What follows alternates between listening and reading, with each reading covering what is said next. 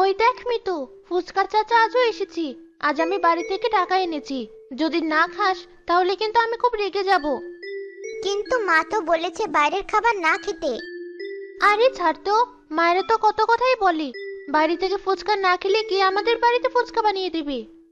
এটা অবশ্য ঠিক কথা বলেছিস। তাহলে চল, এক প্লেট খেয়েই আসি। ওই দেখুন ওস্তাদ, দুটো মেয়ে এদিকেই আসছে, মনে হয় ফুচকা খাবে। এ বাবা, আমার পেটটা কেমন মোচড় দিয়ে উঠলো।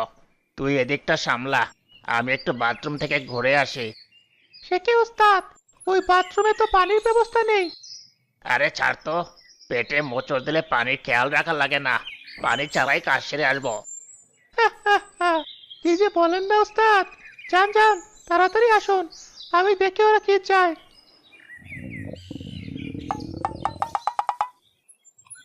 এ কি, ফুচকা চাচা কোথায়? কেন খুকি, তোমরা কি খাবে? আমাকে বলো, আমি তো আছি।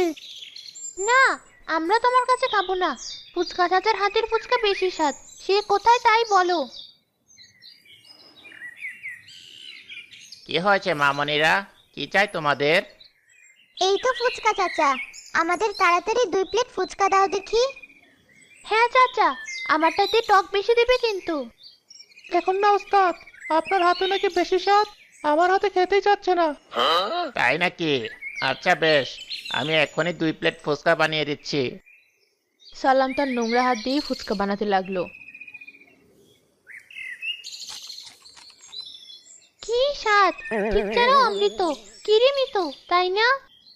হ্যাঁ, কিন্তু টকটা কেমন নোংরা। এ কি বলছো মামনি?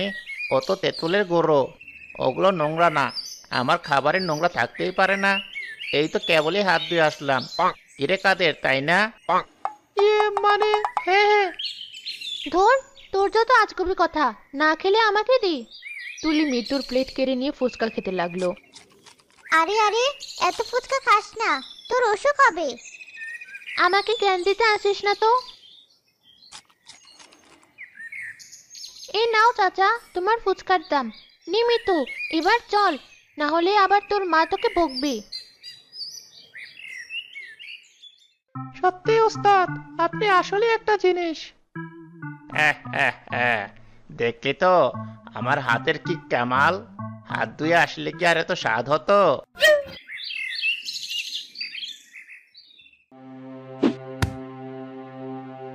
মা, মা কোথায় গেলি?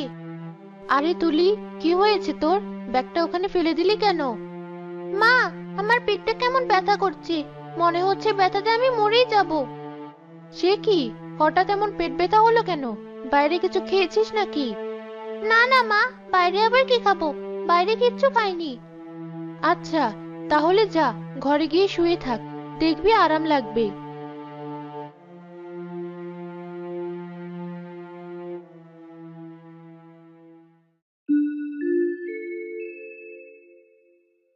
বাবা, তুমি এসেছো? মাই দেখো, বাবা চলে এসেছে। হ্যাঁ মা, আজকে খুব ভালো বিক্রি হয়েছে। সকাল সকাল সব ফুচকা শেষ হয়ে গেছে। যা একটু আছে ওটুকু আর বিক্রি করার মতো না। তাহলে ওই ফুচকাগুলো আমাকে দাও। কতদিন হয়ে গেল ফুচকা খাই না। না মা, খবরদার এগুলোতে হাত দিবি না। এগুলো হলো নোংরা জিনিস, এগুলো খেলে তোর পেট খারাপ হবে। কিন্তু তুমি তো স্কুলের বাইরে সবার কাছে ফুচকা বিক্রি করো, তাতে কিছু হয় না? হ্যাঁ হ্যাঁ হ্যাঁ, ওরা কি আর আমার আপন? ওদের কিছু হলে আমার কি? তোমাকে কতবার বলেছি পাপের ব্যবসা তুমি বন্ধ করো। যে জিনিস নিজের মেয়েকে খাওয়াতে পারো না, সেই জিনিস তুমি অন্য মানুষকে খাওয়াবে? আহা গেন্নে, তুমি সে একই কথা আবার শুরু করলে। পাপের ব্যবসা বলছো কাকে?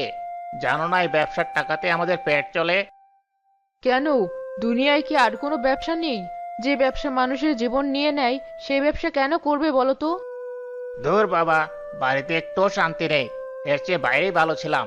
যত সব জ্ঞান দিতে আসছে। তারলাম রাগ করে ঘরে চলে যায়।